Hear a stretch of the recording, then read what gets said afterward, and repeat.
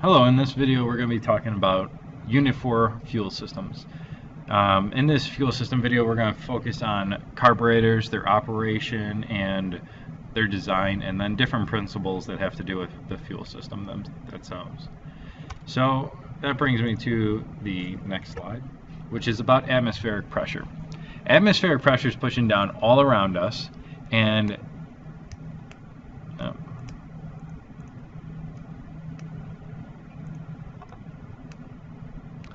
atmospheric pressure is pushing down all around us, and it is 14.7 psi. No matter where you are, it is 14.7 psi, pounds per square inch. And that number is going to be used all throughout this chapter, so please remember it.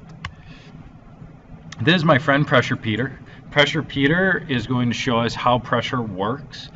As you can see in the left photo, he starts high, and then in the right photo, he gets low. So whenever we're talking about pressure, or that 14.7 psi number, that atmospheric pressure that's all around us, it's always going to move from high to low. So a high pressure zone could be known as 14.7 psi, and then anything that's lower than 14.7, that pressure will start moving there or start blowing that way.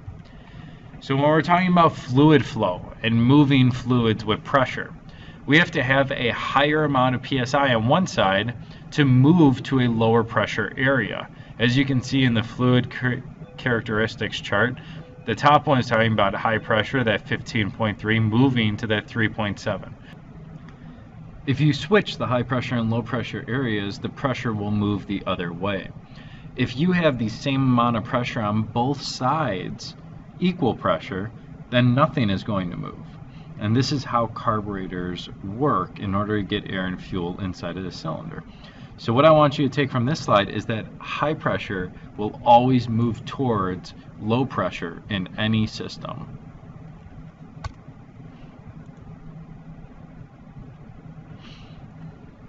So the goal of a carburetor is to mix air and fuel together so the engine runs properly.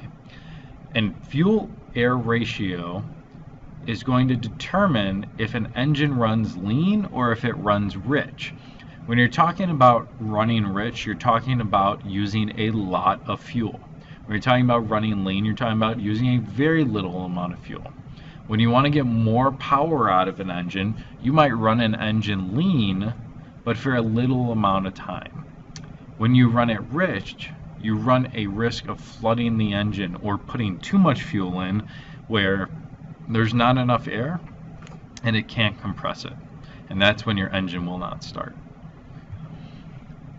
The first part we're going to talk about that's part of the carburetor is called the venturis. The venturis are pretty much like little slopes that outside of our carburetor we have high pressure air, or 14.7 psi, and as it hits the venturi, I want you to think about the venturi as almost like a slide. So when that air hits that slide, it's able to slide down and pick up speed and then cause that air to start moving faster. As it comes down it also picks up gasoline from the emulsion tube and fuel bowl at the bottom. So at the bottom of the screen, at the bottom of the carburetor, you can see that there is a fuel bowl filled up with fuel, and then an emulsion tube that allows fuel to be sucked up it and then sent out into the carburetor.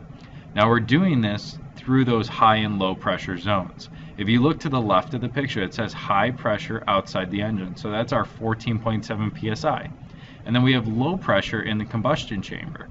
So by having that high and low pressure, we go back to Pressure Peter and we think high moves to low. So it's going to take that air, move it to the low pressure, and it's going to take fuel out of the fuel bowl while it's doing that.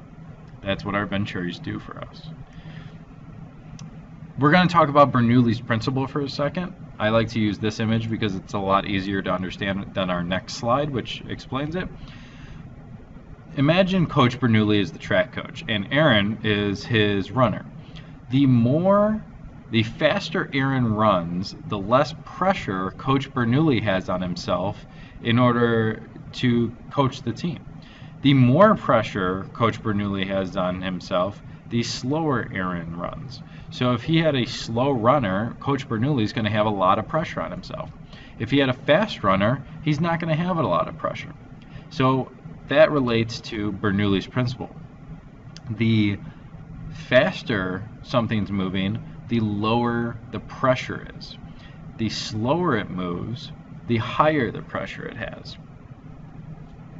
So now that we know that, we can actually explain how an airplane flies. So using Bernoulli's principle, we create lift on our wings because of the pressure difference. So below the wing, we're going to have a high pressure area, and above the wing, we'll have a low pressure area. And because high pressure always wants to move towards low pressure, as you increase the velocity or the speed of the airplane, it's going to eventually give us lift on those wings and lift our plane off the ground. The next thing we have is a bowl vent, or a fuel bowl vent. As you can see in the picture, it's sort of on the left side of the picture connecting to the fuel bowl. What this is going to do for us is it's going to allow atmospheric pressure, that 14.7 psi, to be vented into the actual fuel bowl. When that's vented into the fuel bowl, we now have 14.7 psi in our fuel bowl. We can move the gasoline through the emulsion tube and into the area with the venturis inside of our carburetor to get fuel into the cylinder. So by creating a low pressure area between the venturis and a high pressure area in the fuel bowl, we are actually having a difference of pressure where high always wants to move to low. So the fuel in the fuel bowl is going to want to move to that low pressure area. The other label we have on here is throat. Throat is the main area of our carburetor that is used to suck in air. So that where it meets our air filter almost on the outside of the carburetor. The next thing we have is called the main high-speed circuit. So in this, we're going to talk about the throttle plate. The throttle plate is pretty much what allows our engine to go faster or to go slower. On most engines or small engines, there really is no ability to change the throttle of the engine. When you're talking about dirt bikes or riding lawnmowers, you might have a throttle to make it go faster or make it go slower. But when you're talking about a lawnmower engine mounted on a lawnmower, what actually moves that motor is going to be you pushing it. So there is really no throttle or anything like that on those. There is a throttle plate inside of the carburetor, but there is no throttle cable or adjustable throttle. On this engine, in order to change how much fuel we're getting inside of our cylinder, we have a small adjustable orifice jet at the bottom of the fuel bowl. And that's that little screw down there in the picture that says adjustable orifice jet, or main jet is what we call it. What we do is we would unscrew that or screw that in to let more or less fuel into the actual cylinder. So if my air fuel mixture was really lean and I wanted more fuel inside of it, I could unscrew that jet. If I had a really rich fuel mixture and I wanted to change that, I could screw that jet in. So this can change my air fuel mixture from rich to lean. The next thing we have is the idle circuit. The idle circuit takes fuel from our fuel bowl and it puts it past the throttle plate. We also have an adjustable jet or an idle jet at the top of our idle circuit. What this allows us to do is change how much fuel is going through our idle circuit. So by changing that, I could change if my engine is running fast or running slow during my idle. So I might want to change it if my engine bogs out a little bit after idling, or it slows down, or maybe it doesn't start at all because no fuel can get past the choke. So that's where I'd look first if I'm having problems with idle, is that adjustable jet. My next item that is added to our carburetor is a choke plate. So what a choke does is it allows us to start our engine on cold starts. What that means is that our engine isn't warmed up and we need to get a lot of fuel into the carburetor before it starts. So by using the choke plate to close off the 14.7 amount of pressure that's outside of there, you actually create a larger low pressure zone. So if our choke is closed, then it makes everything in front of our emulsion tube also a low pressure zone and allows more fuel to be sucked in. So if you have high pressure in the fuel bowl and low pressure inside where the venturis are, you're going to be sucking in a lot more fuel. So once the choke plate opens, you get rid of that low pressure zone and it equalizes, and you start just taking in a regular amount of fuel. One of the systems we might use on our engines is a primer bulb. The primer bulb fills up with fuel as it expands, and then when you push it in, it injects that fuel directly to where the venturis are next to the emulsion tube or up the emulsion tube. We also have air bleeds. We have two types of air bleeds. We have a main air bleed, and then we have an idle air bleed. And both of those air bleeds are used to add oxygen to our actual circuit. So for the main circuit or for the idle circuit, we need to add oxygen because that air-fuel mixture might not be 100% correct, and these help us get a 100% correct mixture every single time. So if there's not enough oxygen in the gasoline, they'll add it to it. We also have transition holes. What the transition holes do for us is, as our throttle is opening, they're going to start feeding fuel into where the throttle is. If the throttle starts opening, it's going to start feeding fuel past the throttle. So if I were to go from fully closed throttle, like idling at a red light, and then the light would turn green and I floor the engine, it needs a way to catch up to being fully open instead of just trying to suck all that fuel through the emulsion tube. So we use transitional holes to stop the engine from bogging out when I go full throttle. So that's what those are used for. In this picture, it explains the emulsion tube, and we have little holes that allow the air-fuel mixture in the emulsion tube to be vaporized better.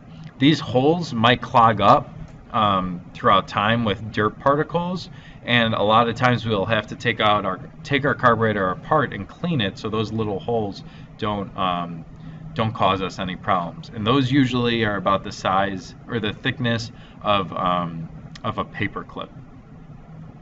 Carburetor pilot jet. So we have a idle air jet at the top, or orifice jet at the top of our idle circuit, and that will control our transitional holes and also our idle circuit holes to make sure that we're able to change our idle correctly. We have different types of carburetor designs.